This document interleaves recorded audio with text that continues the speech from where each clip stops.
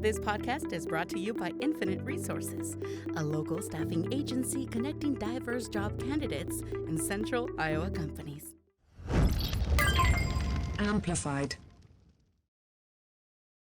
Say, what up? This is Dr. Negus and Hotep coming again with Babylon Makes the Rules. Yep. The day before we get started, as I always do, I just want to give shout out for the sponsors, Infinite Resources, and also Amplify DSM. I want to give a shout out to Courtney and Abraham. Shout out Courtney. Yeah. And my homeboy, better known as Amnor. We're here today. We have I got a special guest here today. A young man that I've worked with before in the past and learned more about some of the things that he does in the community. His name is Emmett Phillips Jr. Yes, sir. All right. Emmett, tell these folks here something about who you are, and, not just what you do, but who you are. Man, who I am. Yes, appreciate you, Yeah. Dr. Negus. Always a pleasure to be in your company. My name is Emmett Phillips Jr. I am a first-generation Liberian American. I am a very much passionate and dedicated artist and educator, specialized poetry, hip-hop, and theater. Breathe those things, and I live for the community, for the youth, and for spreading knowledge in every way I can, so that's what brought me to this show, of course. All time. I mean, yeah. All time, man. I just want to give you a shout out because I see you a young man who's active and doing things, especially reaching our youth. Yes. And really what's needed, because we look at the cradle to prison pipeline. Mm-hmm. They call it school to prison, but I call it cradle to prison. That youth get labeled very early. Yes. And I see you doing, your program is doing something to help an attempt to alleviate some of that. Yeah, 100%. And for me, I knew, at a young age, that I was destined to work with youth and community, because before this was a job or anything like that, when I was younger, when I'm at them parks and when I'm out, on the block, if I'm the oldest kid there, I'm looking out. I'm big bro. I'm organizing y'all into the basketball game. We gonna do the neighborhood football game. We gonna do all that, because I understood that even though I was blessed to grow up with, my father and my mother in the home, a lot of the young people, they didn't have that, and some of them didn't have brothers, some of them didn't have that older male figure in particular. So I was I naturally was drawn to lending myself in that way, and I basically never stopped. I didn't even know it would be a job. It was just part of me, It's very needed in our community. That's smooth, because I've done some research in the past and looking at the issue of the black family in America. It was looking at how from the origins of the transatlantic human trafficking that they call the slave trade. Right. The human trafficked people, their families were destroyed. Yeah. Families were pulled apart. People were separated, and folks who could communicate in one language that was indigenous to Africa wasn't put in the same area with other people who could speak the same language. That's huge. Yeah. So looking at that, and from some of the research I've done, I've seen that Dr. Frances Cress Welsing. Yes. Okay. Yes. Our ancestor sister, Dr. MD, psychiatrist Frances Cress Welsing stated that basically in the United States, blacks don't have families. We have survival units. That's real. That's very real. Mm-hmm. Yeah, because looking at how the colonial mindset, colonialism, the colonialism equates to genocide. Yeah. Because automatically you taking away, saying your traditional way of thinking, your traditional way of living is primitive. Yes. You need to do it the way your colonializers are doing it. Right. I'm really glad you brought up Dr. Frances Cress Welsing. She is one of the people that really put the the philosophy and the ideology of racism into terms where I could fully understand. Like she broke it down in such detail, but also made it simple. Like, this is about genetic survival. This is about like fear of being of genetic annihilation. This is like she made it so tangible. I read her ISIS papers. Dr. Frances Cress Welsing wrote the ISIS papers. 1991. Got me all together. Yeah, I remember. But no one really talks about that information. Like I went at some point in my life, in like my early 20s, like I went on a very, very deep dive that I'm still on of uncovering the history and the information about our people that no one was talking about like around me, or like definitely wasn't in the education system. She's one of the top scholars and top voices that helped us, understand who we are, understand what this is really about. And she was fearless. Like, she debated white supremacists. I used to watch all that, like people trying to tell her she's trying to use the fake science. Yeah, pseudoscience, perfect way. Yeah. To like, and she over here crushing them. Talking about the woman. Cranium and this and that. Yeah. Shut the hell up, dummy. She was shutting them down. I used to love that back in the day, too, where it must have been, Ooh, I remember she was on Donahue or one of those shows, and she tore into some old dude. She clowned him. Yeah, so I can tell you a scholar. You're a scholar, and like you appreciate like a lot of our people, men and women, that have really stood up and put in that work to help us know ourselves. Are you familiar with Dr. Asa Hilliard? No. Dr. Asa Hilliard was what they call an Egyptologist. He lived in Houston, Texas, but the thing was he's a homeboy. Oh, okay. From H-Town. His daughter was my history teacher in the 8th and 9th grade in junior high school. Oh, wow. Okay, and her father, Dr. Asa Hilliard, wrote all kinds of books on ancient Kemet. Okay, thank you. Not Egypt. Yeah, because when you said Egyptology, I instantly was like, that's people trying to mess up our history. We know. that bullshit when it declined, 25, 10,000 years after the creation of civilization, because I don't think we had civilization since then, because if the word civilization means to be civil. Okay, and all of these different empires were basically not civil. It was all about war, all about killing, all about stealing, all about raping, and that's what we hadn't had civilization since ancient days. I hear that. We're living in a portion of a continuation of present day Rome. Yeah. Yeah, I enjoy like studying the clashes between empires, because they do, like, there's a lot of modern day implications in what's happening.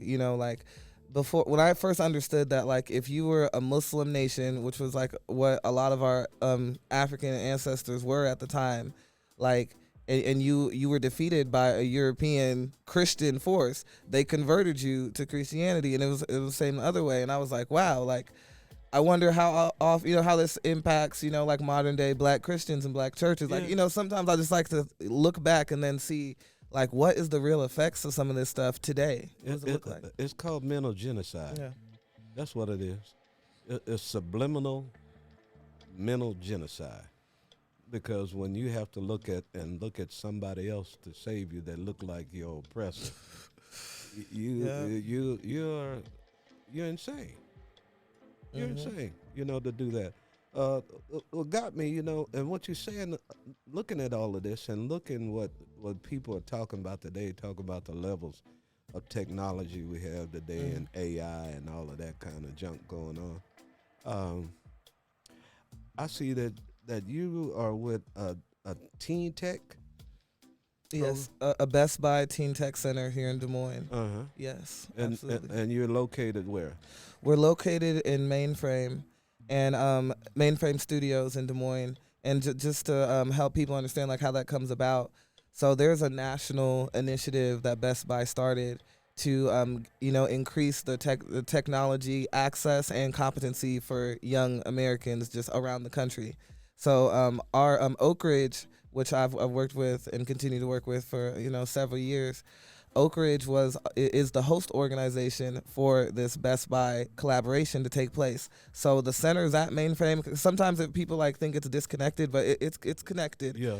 But it doesn't just only serve Oak Ridge neighborhood. It's for anyone 13 to 21. Oh. Yeah. So it's a community asset, but it's put in that neighborhood because like we know there's people in there with a great need that can use it. Disparities. You know what I'm saying? Yeah. And I love that about that initiative because it's like understanding that there are grave disparities in our community, and our young people need and deserve access to all the things that will help them be great, so they can make their own choices about how they even want to guide their futures. So yeah, absolutely. You know what got me? Just this last summer, I had a young man named last name Sama Ndorfo Sama. He was from Cameroon. Okay. He was from Cameroon. Right on. And brother was a Mandela Washington Fellow. Awesome. Yeah, and last summer they came here to Drake, and I was a coach for some of the business people who all of them were businessmen and women that came from Africa. Most of them were here for their first time, and he was a physicist. He had his master's in physics, and he opened up a school in Cameroon to train vocational training for young students. He told me something about technology and gave me an example of technology and looking at the technology of Kemet, the technology of Akibalin. Because he said, here, you got, what's that? You got a iPhone there? What kind of phone you got there? This is Android. Android. Well, excuse me. Android, iPhone, all of them same technology. All of the material came from Africa. Yes. That to make it even operate. But he told me, he said, Dr. Negus, he said, back home, we have some issues because what we call traditional beliefs, y'all call witchcraft. And what y'all got over here, y'all call technology. I said, what you talking about, Sama? He said, well, for instance, if my grandmother wanted to call me or talk to me, she would get a glass of water, and she would put her hand over it, and she would do some incantations. He said, a few minutes, he said, I appear on the water, on the glass, and I talk to my grandmother. We call that witchcraft. He said, you got an iPhone or Android, and you put some incantations in it. Then you talk to somebody or you appear. Yours technology and mine's witchcraft. Why is that? Right. Just perception. Just perception. You know, you got a mechanism, a particular mechanism that was created. You know, a little piece of equipment that was created with man's hands, and makes you pay for it. How much cheaper would a glass of water be? To talk to your brother, your sister, your mom, or your dad across town, across the world. Right. People say, people glorify technology, modern technology, and I see the value in it, and I'm all about, people utilizing it, in ways that suit them. But I honestly think that in the past we were way more advanced and had way better technology, than what we're getting now. Yeah. And like some of those ancient indigenous practices are are more advanced than needing all this material and needing all these reresources and creating all this waste, destroying the planet. Yeah. So destroying the planet when it's already in you. Yeah.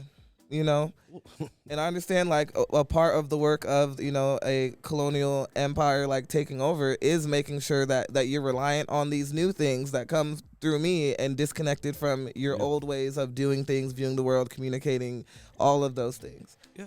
So yeah. So that's what really got me, and it made me wonder for a minute, and I said, well, shoots, instead of paying AT&T, U.S. Cellular. Okay. Yeah. Why not go back to the old time way? Right.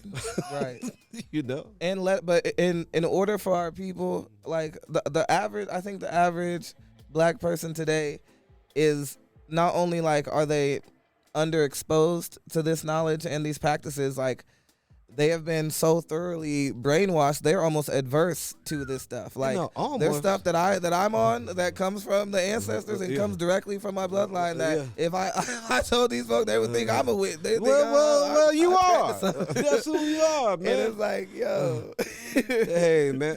Now, since you said that in your ancestors, and I know I was talking a couple of weeks ago on several episodes back. I had a conversation about. We the black Jews. Mm-hmm. We the original Jews. Yeah. And it was a particular group of people who are called the Bassa, who came out of ancient Kemet around the 6th century BCE. I always say BCE because before the Christian era. Yes. Yeah, that's probably not before Christ, before the Christian era. Word. Because there were 16 other Christs before him. Who we? Yeah. I don't know. Let me drop that again. There were 16 before him. Okay, that was thousands of years older. Yes. Who was born on December 25th. Had that same Trinity story. Who rose from the dead. Yeah. Who had 12 disciples, all of them. And that's a continuation of an old story. Yeah. And now they got people hoodwinked behind it. Yeah. And then some of this also, I feel like people aren't doing their due diligence with the knowledge. If you go deep enough into anything that's given to you on the surface level, you'll come out on the real understandings. So like any Christian who doesn't know about the origins of Christianity in Ethiopia or in Africa or who doesn't know, it's like you're not fully going in. Like if you love that and you want to rep that, go all the way in and you'll come out to the truth. Ooh. You can go through any portal, you're going to come out to the truth if you go deep enough. Yeah. Well, like you said, looking at geographic and demographically, there you can't move the geography. Yep. You can play with the maps, but river is still a river. A mountain is still a mountain. Yeah. You know, shit. And here we go. We sitting around there just cocoa for Cocoa Puffs, more like it. Folks tell us anything and we just take it and run with it. Yeah, man. Yeah. It's wild and out. Yeah. So what part of the Bassa tradition and history did you want to start with? Well, I wanted to start with your knowledge of the Bassa in Liberia.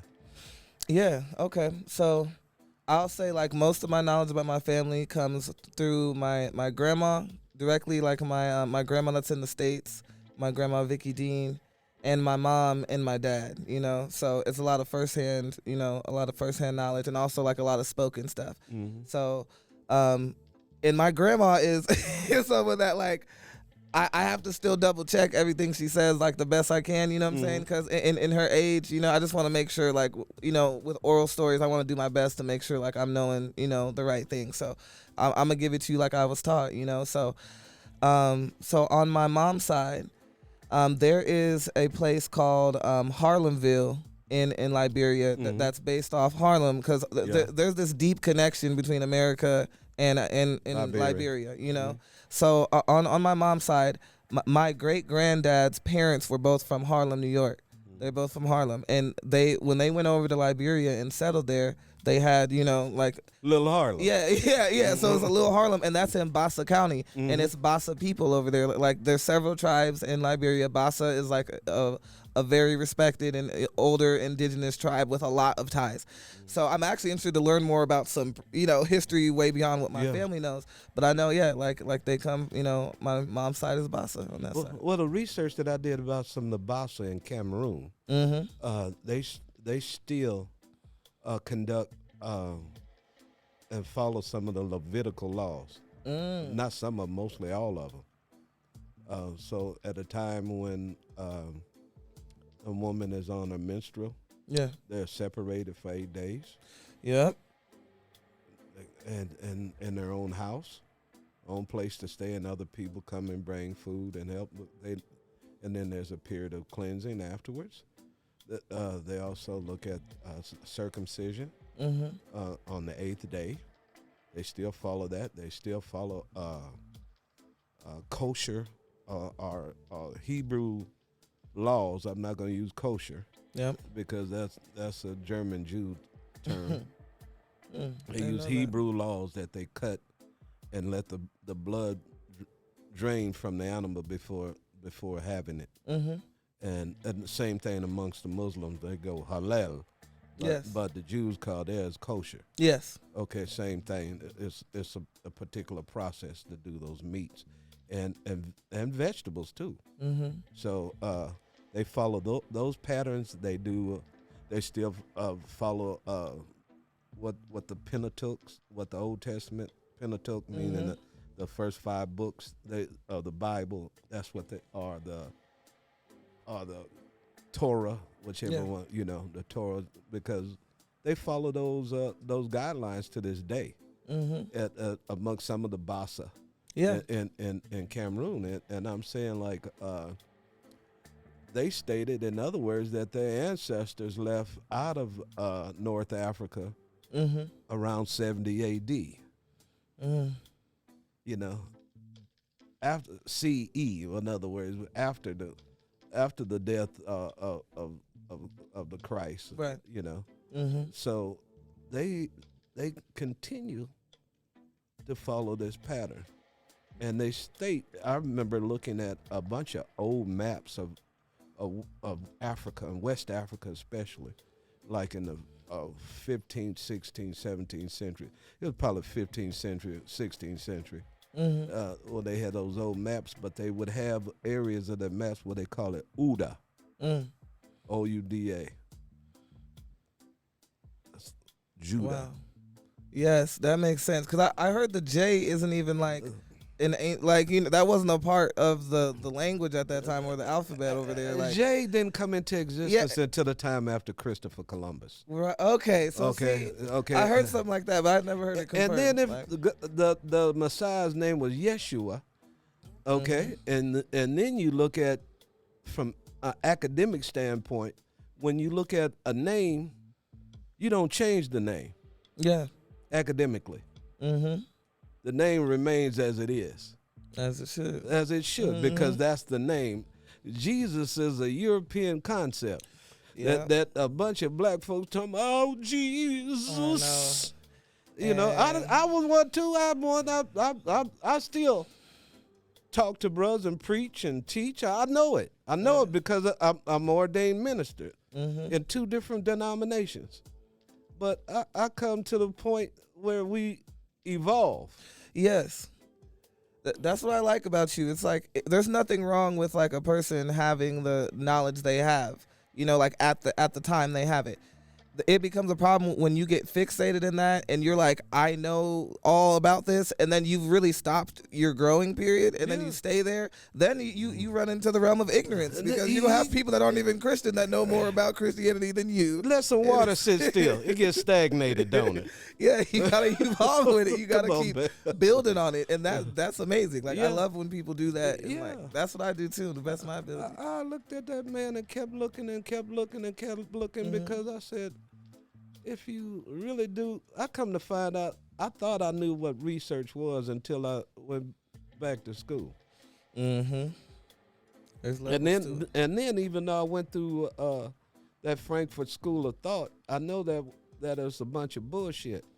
Yeah. Okay, because like these people in the legislature here right now talking about we're Western civilization, we're Americans, and we want the people to learn about you want people to learn about maintaining white supremacy. Exactly.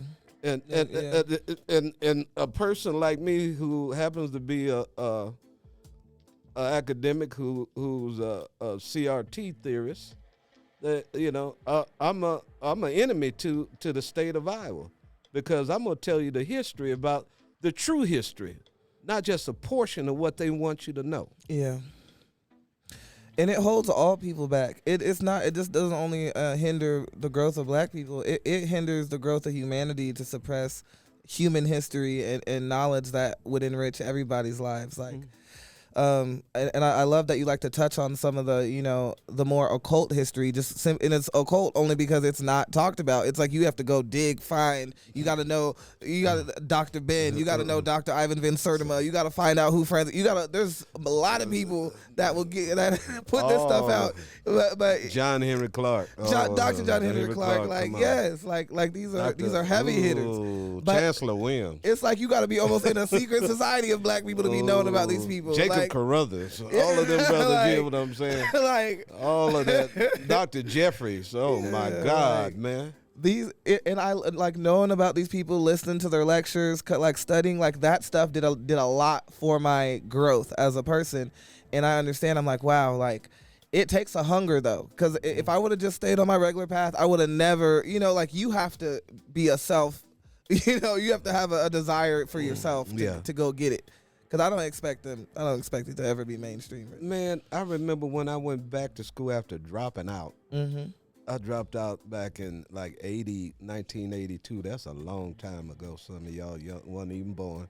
But 82. I'm 90s, baby. 82, okay. And I dropped out of school and because I did some things, became a father and had to end my football career and student, athlete, all that kind of stuff, but I had a baby and dropped out of school and went back to become a father and a husband, and I was separated from that academia for such a long time. I looked at what they was telling me and I said, right. What is this really going to do for me to help free me? This educational system is created to keep the system running. Yeah. And they shun people that are critical thinkers. Yes. Because if you look at some things over and over and dissect it, you might find some error in something. Or something that's been stated that might not be valid. Right. So. Right. I love that. And that's very true. And one of my my primary role as an artist is really not to like help people become better artists or help young people like enjoy just art. It's really like spiritual. It's to like help stimulate your creative thinking abilities, your critical thinking abilities, your ability to, move beyond like what is like in your vision, like, so like even a dancer who's teaching someone how to dance, you're also teaching them how to unlock things in them that like without even, we can call it dance, but what we're doing is helping you more. Be, trust your body, activate your intuition, like help you make it, like help you just reach for something beyond, so like the arts are a great way to help people like have the mindset it takes to even appreciate some of this history or even want to care about that stuff. Like you got to be shaken up. You got to be awake and alert and willing to move, like to get there. When we just was bringing up some of those titans of African historians. Yep. I remember back in 1989, I went back to school at Texas Southern University in Houston, Texas, and I remember I took a class on African antiquities because I was a history class, and we had a professor who was European at a historical black school, and I remember we was talking about the great pyramids and the statue of Khufu, okay, and where the nose is removed, on that giant statue, This professor in the all-black school, a white boy from Europe, gonna tell the class that the nose of the Sphinx eroded with the sands of time. He's an Egyptologist. Okay. And I jumped up, I'm in the class, I said, that's a damn lie. He said, no, and the students, oh man, shut up. He the teacher, he knows that all, man. I said, man, y'all dumb, y'all gonna believe this, Okay, the following semester, January, February, here come at Texas Southern, guess who come? Dr. Yusuf bin Yaqanan. Oh my gosh. He came and did a lecture on the black man in the Nile. You got to hear him in I person? sat right in the room, bruh. Oh I sat right in the room, and even had that's incredible. And even had a opportunity with several other students. Several other students. It was about 10 or more of us students had the opportunity to talk to him for 2 more hours after he. Okay. Come on. And Dr. Ben was there, and I knew. I said, after listening to this lecture, I ran up to that microphone for the Q&A. See, I told you that white boy was lying on it. Dr. Ben. Dr. Ben, I go to school here at Texas hard. Southern, and this white professor said that the nose eroded with the sands of time. You know what Dr. Ben said? He laughed first. No. He said, he's a goddamn lie. Yes. Napoleon. Yes. And Count Voni went there with the cannons and blew his nose off. Yeah. Ooh, and I know Napoleon hated us, especially after that whooping we put on them in Haiti. That's why they don't like. That's they don't why like he talking did it. about our Haitian Revolution either. That's why he But did it. Yeah. Oh, Yeah, man. he said, well, I went over there and messing with them folks over there. I see them goosebumps pop up on you. Then he went over there, and them folks whooped our ass over there in Haiti. And then I come over to Kemet, and here's another face of a big old black man who's a king. Yeah.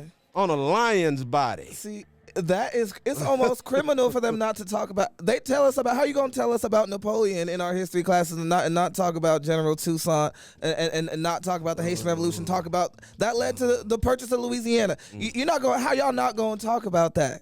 Yeah, well, that's dangerous. That's dangerous. That's to not why talk about that. they said the friend said, y'all want some cheap property? I'll give you Louisiana all the way up to Minnesota. Mm-hmm. And United States bought it. That's why we're in Des Moines, and Des Moines is a French name. Yep. Des Moines means 2 rivers. Mm-hmm. This was a French colony. Yep. That these people here, this criminal enterprise purchased. Yep. I call it the criminal enterprise because that's what we live in. Yep. It's called America, but it could be CE as well.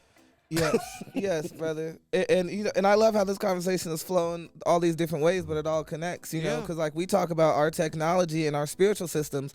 What spirituality did we use to whoop they ass, whoop these colonial powers in Haiti? We're using our stuff. That's the stuff that's like, it makes perfect sense why they don't want us to know that, but we weaponize the entire planet against them folk. Well, see, bees, crocodiles, like we turned every part of nature against them. 94 years later, in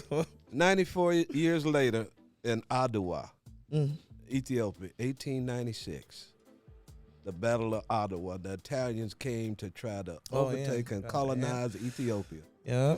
And Emperor Menelik II was the emperor of Ethiopia. They call him Menelik of Shoa. And Menelik had the priests of the Orthodox Ethiopian Christian Church to go and get the Ark of the Covenant. They went and got the Ark of the Covenant and brought the Ark of the Covenant around the camp. And they marched around the camp with the Ark of the Covenant, and they sang the Psalms. And when they went into battle, as you said, they sent, the bees came. Yep. They sent lions. Yes. This is African spirituality. Lions. Lions. This is lions came because the lions were part of the military. Yeah. Okay. And in that day, I think it was 7 to 8 hours from what I read in a newspaper article from 1896. I used to work in the library, and I got it off of microfilm.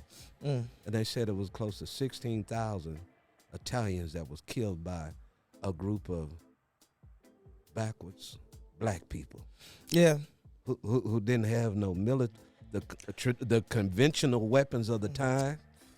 They didn't have the conventional weapons of the time. But one thing, after the end of that particular event, there were British and other European nations that was there who were journalists. And they had an opportunity to talk to Menelik afterwards. And he said, how did you know y'all was going to win? How did you defeat these people?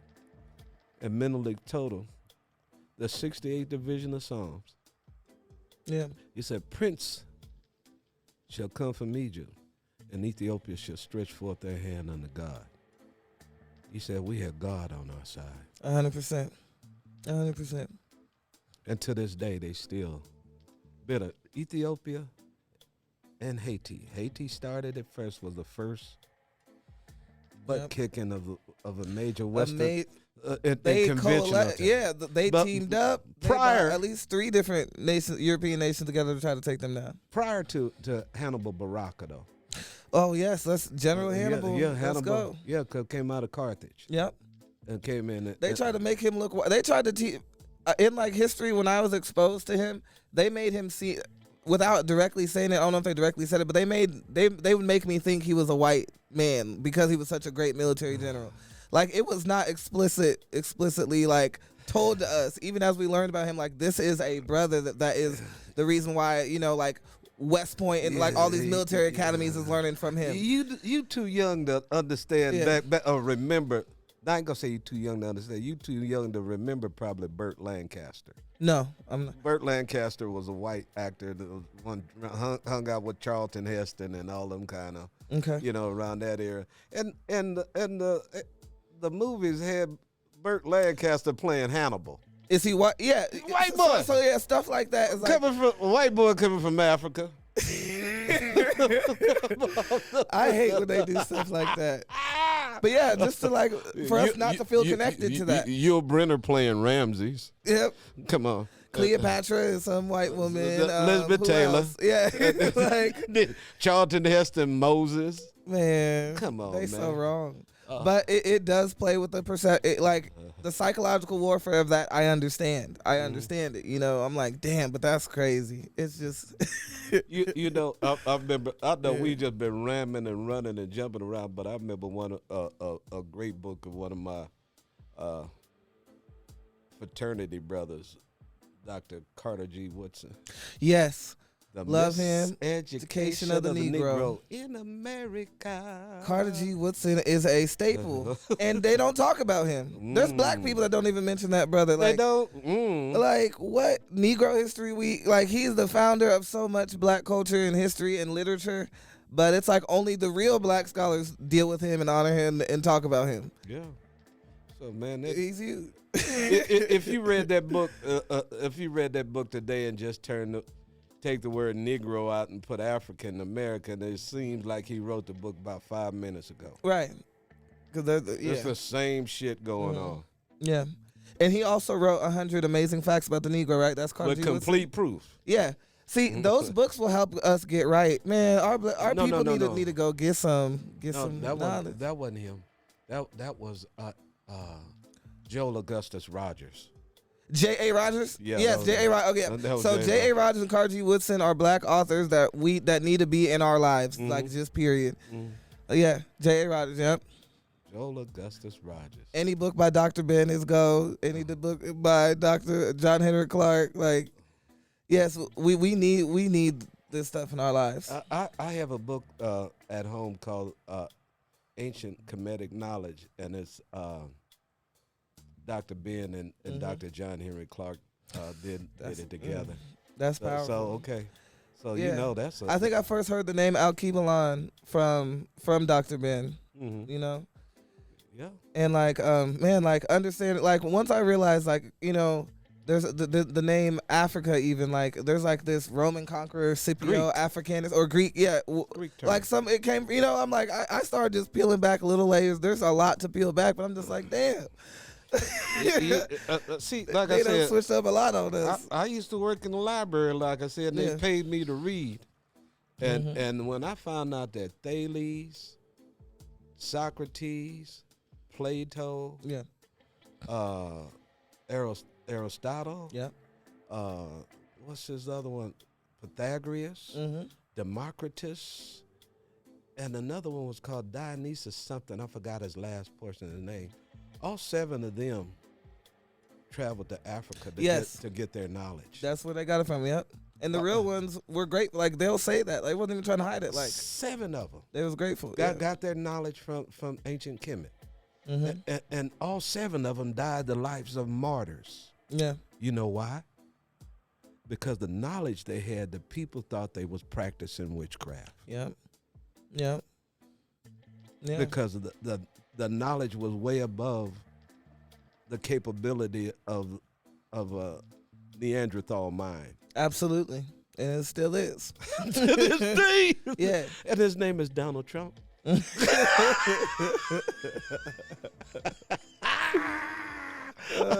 Holding the Bible up in the air like this. What dumbass hold a Bible like that? Man, I am so glad you brought up. You know, how many times are we taught? Like, there's a lot of our people that have a natural inclination to care about philosophy and are philosophic thinkers and want to study that, and then they give you all these Greek people. And they hardly tell you that like, you know, like these people where they learned at. They just give you. It's like teaching us to idolize these people like they were the thought leaders of humanity when they were and they'll explicitly, like Plato will explicitly say, like, I went into Africa, like I got this knowledge in Egypt, the mystery school, the priest, like this is where I got this from. But you have to go dig some back way to find that out. Otherwise, you're just thinking, oh, wow, these are the people that can think at high levels. Like, wow, this, you know, like, what does that do to a young black mind? You know, it messed me up because I missed one because his name was Hippocrates. Mm-hmm. Like the Hippocratic Oath? Is that where that comes from and all that? The medical work? Mm-hmm. Yeah, but who was here 2,000 years before Hippocrates? Imhotep. Yep. Yes, the real, yep. That's where that real knowledge comes from, and even behind that. So every doctor is really doing the Imhotep. Yes. The Imhotep oath. Mm-hmm. Not no effing Hippocrates. Yeah. Okay. So that's what I'm saying. If we as a people would come to the day where we come to say how we going to free ourselves, we're going to have to do it by freeing our minds. Absolutely. And washing all of this negative hogwash that they putting in our heads, our kids' heads, and then we repeating that same stuff. No, you got to clean all that junk out. Yeah. And then reprogram, just like you're dealing with a computer. Yeah. You got to hit that, change that hard drive, and put something new in there. Absolutely. New information. And to bring it back to my passion for the arts, it's like the arts are a way now, from like hip hop to dance to poetry, are ways for people to get back to the knowledge of themselves and to help you appreciate it. Like it was like some early 90s hip hop that really got me like inspired to study a lot of my culture, like listening to like people like Mos Def, was now Yasin Bey back then, or like the 5%ers that were in hip hop, like Rakim. They was dropping science that made me like want to be like, yo, I need to get up, I need to study, I need to get up on this. You know what I mean? I remember hip hop in my like, era. It used to be very intelligent, cutting edge. Like this is like black people is proud of this now. Like black people is proud to like know things, and you was looked at as crazy if you didn't have knowledge of self. Like you was like, what is this dude on? Now it's like that's glorified to be like for us to not be on nothing. When I got a taste of hip hop in the late 60s, early 70s, people weren't talking about hip hop then. but you ever heard of a group called the Last Poets? No. Ooh, that must have been okay. The Last Poets. The Last Poets. They had a song said, "Blessed are those who struggle, oppression is worse than the grave. It's better to die for noble cause than to live and die a slave." Hey, give me more of that energy. Okay. Just that mindset, yes. The Last Poets? The Last Poets. Yeah. Oh, and then they had one, I'm going to say the word that some people scared to say, but I'm going to say niggas, niggas, niggas.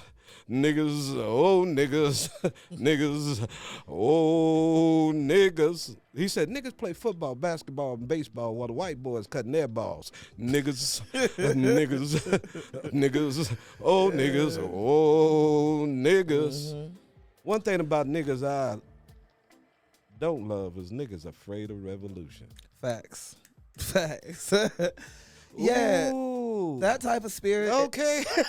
I love it. You know, that reminds me of like Gil Scott, Heron, Amiri Baraka. Like these brothers is just making it cool. Like revolutionary thinking is dope. Being a melanated person that cares about your history is dope. Like those things, we need to continue to popularize those things because they empower us. And you can still be rich and get your money and do everything else you need, but have that knowledge yourself. Like have it. Like. Man, Gil Scott was one of my heroes, and I remember he did one for Joe Campus Torres. I don't know if you're familiar with that one. I was in the city of Houston, and this was in the late 70s. Joe Campus Torres was a Hispanic brother who was a Marine veteran, came back from Vietnam, came back home to Houston, and came around, got to see his buddies, some of his homeboys, came back and partied and all the rest of this. They were in the club and got drunk, got rowdy. Yeah. He started whooping somebody's behind. They called the police. Police came in there, and he was a 5th-degree black belt and a U.S. Marine that just came back from Vietnam, and he whooped them police's ass. Yeah. They had to get out the club and run out to the car and call for backup. They called backup. More police came, and they beat him down and took him. They had him handcuffed by his hands and his feet. And they brought him to the Harris County police station, downtown Houston. And when they saw how he was beaten, the police captain or whoever was in charge told him to take him to the hospital. And instead of taking him to the hospital, they dropped him in a bayou. Bayous are canals through. Yep. And told him to swim way back.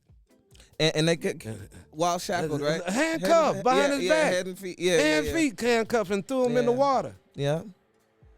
And Gil Scott made a song by Joe Campus Torres. And this one term, I've just been cursing all through it. But intellectuals sometimes use profanity. Yeah. He said in that song about Joe Campus Torres, he said the dogs are in the motherfucking streets. What they did to that man. Yeah. Who went and fought for this country. And they couldn't take that ass whooping. They couldn't take the ass whooping and just keep it moving. No, they was hurt. How dare he whoop our police asses? And they all banded together. Yeah. That's just what happened. I know that. Yeah. And Gil Scott made a song about it. You would check it out too. Yeah. Give a moment. Definitely. Man, there's so much to enjoy and appreciate and to uncover when it comes to our people that like I never get bored of it, never get tired. There's always something new to learn about. Like I appreciate that you've given me things that I haven't already uncovered, and that stuff excites me. I enjoy it. There's a whole lot more. Yeah, that's what I'm saying. Right now at my age, more. man, I'm about to become 64 in September, and I'm looking at myself, and I'm praise God for that. Oh my God, I'm looking my body change. I'm getting older, but and I'm looking at the evolution of Claire Rudison Jr., who became the Goose and Hotep. Okay. Yeah. And now all I want to do is disseminate information to people who are willing to hear. Yes. I'm just I feel like I'm a sponge that's saturated, and all I need is just a good squeeze. Because there's an African proverb says, when the elder passes, a library burns to the ground. Yes. Yeah. And I want somebody to read some of the books I got in me. Yeah. Yeah, and you giving it to us, and also what's dope about you is that you I think you have a connection and an affinity for younger people. Like you're able to communicate to younger people in a way where they're not like, oh, this OG, I ain't trying to hear none of that. Like you actually like I imagine that there's a lot of people, like a lot of young people that come to you and that see you as someone like they can get information from, and you help stoke the creativity and the desire to learn in younger people. And I think that is a gift. And I do my best, like with my young people, to pass that type of energy on to them. So they're just they become autodidactic. Like they want to get knowledge on their own because they just feel the energy of like a Dr. Nagus or Mr. E, and it makes them want to go. You know, it just makes them want to do it on their own. Well, that's the way I got it. Yeah. Because autodidactically now I'm labeled as a African historian. Yeah. Okay. Yeah. Went through and obtained a terminal degree through the school system or the institution of education in this country. Right. But what I learned on my own is richer. Yes. Than anything that I learned that I had to pay for on a college campus. Because basically all they wanted me to do is become a part of the system to play a role to keep Babylon rolling. But I'm telling you, Babylon gonna fall, bro. Babylon gonna fall. We like see it happening right now. Tearing it down, breaking it slowly. We see it happening right now. You know, they don't know what to do. Yeah. They working talking about is democracy at risk. We have somebody who said if he gets put back in, he's gonna be a dictator. Yeah. Don't know you got a dictator already. Shit. Yeah. We do. People think that we vote and put people in office, and electoral college said no, we vote. Yep. And put people in. You can add a popular vote, but the electoral college said nope. Yeah. You chose somebody different. Yeah. And how many like interests are around these people that are in office, even good people? It's going to be hard to do good work as a good person. Once you're in them seats, you have all of the real people around you that is putting their influence upon you. You know, like yourself. So you can start out with like, I want to do this for the people and like even have a good heart. But once you get in that seat, I imagine that all that real pressure comes to you and all the people like, I need you to do this and you're going to do this. I don't care what you tell these folks, but behind these doors, I need you to make this happen because it's money behind this and I need this to happen and you're going to do it. I don't give a damn what you tell these folks. Man, like I said, when I get around, I've been around them politicians, and first thing I do when I get home, I repeat it over and over again. First thing I do when I've been around a bunch of politicians are one. They hear them all of that flim that they talking. I take my ass and jump in the shower and wash that shit off of me. Because I wash the physical and I'm washing the mental at the same time. Yeah. Because I know they speak with forked tongues. Yeah. Yeah. That's all it is. Yeah. Emmett, we done talked a whole bunch of mess here, haven't we? No, this is amazing. Well, shoot, man. That's why I wanted to do something. We got to do a part 2, and it could be more like pointed at some type of issue later, but I feel like I wouldn't change nothing about this. Like this is exactly what it needed to be. Well, I'm glad you came by. I'm glad you to have this time with you. Yeah. I know we've been talking for a while. I know I was supposed to do something a little later, just like you do. But I just, man, I really appreciate you, man. I thank you for the work you're doing. Stay focused. Don't get caught up. Oh, absolutely. Because, you know, just like they did, you watched the movie The Wizard of Oz? Yeah. I mean the old one. Yeah. I love that movie, to be honest. The old one. That I love it. What got me was at the end when Dorothy and Toto and Scarecrow and the Cowardly Lion all got to the place. It was a dude behind the curtain, and the curtain open and said, "Oh, a weak little dude, a scrawny little something that you could blow and knock over." Oh, don't look at him. That's listen to the great and powerful. That's where they got us. Yeah, absolutely. That's why that movie is so good. It's so good for that, like, because that's what it is. That's what it is, and that's why I'm never too concerned about any type of world issue or any type of like, any type of threat that's coming from outside. Our issue is like empowering ourselves from within.